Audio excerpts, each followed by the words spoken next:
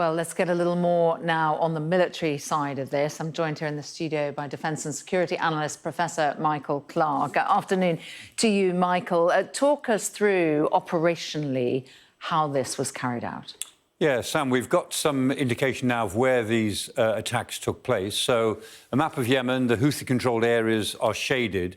The CENTCOM, Central Command, in American Central Command, has said that they hit 60 targets in 16 different areas. Well, we've got reports of hits certainly in Sada, in Sana'a, the capital, in Dama and Taiz, and also Hadida, the port. That's really important because that's really important to the Houthis. The Galaxy leader that was hijacked in the Red Sea a couple of weeks ago is being held in that port, for instance.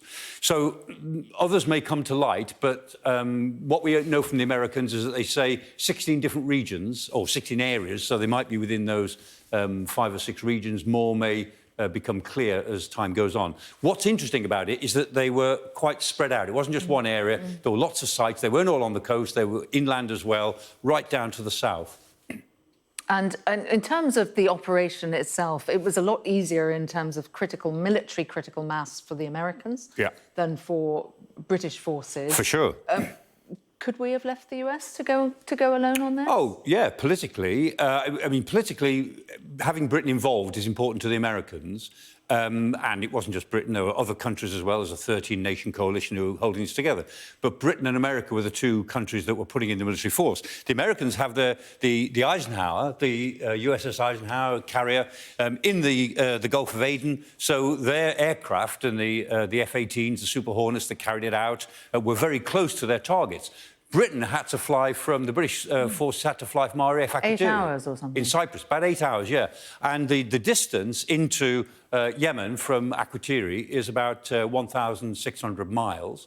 So the aircraft were flying there. They're circling around the target. They spent some time looking at the target, making sure that they identified it properly, that there weren't civilians there, etc., etc. Then they had to fly back.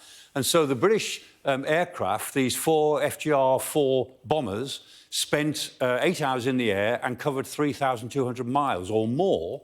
And for that, of course, they needed refuelling. So a lot of aircraft would have been in the air while the British Typhoons were en route. So 4 bombers, but believe me, a lot more aircraft would have been flying to get those 4 bombers over the target. And they were carrying Paveway 4 bombs.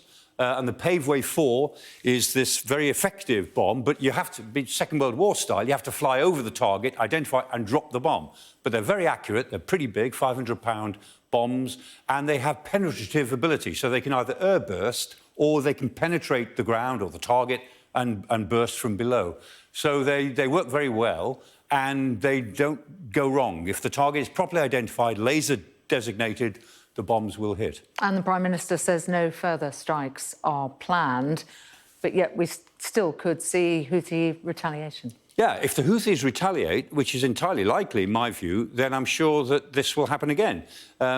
Because the Houthis, I think, will still try to target shipping in the Red Sea and certainly the warships that are there. And if they do, and President Biden has made it clear that if we have to do this again, we will, but we hope that this is the end of it. I don't think it will be. I think there will be subsequent attacks, and we'll see where this goes in the next week and a half or so. And meanwhile, of course, Britain has got ships in the Gulf, and more ships arriving, or another ship arriving. So we've got a destroyer there, a frigate, and another frigate on the way. And they will be carrying more anti-aircraft ammunition. I suspect that they will need it.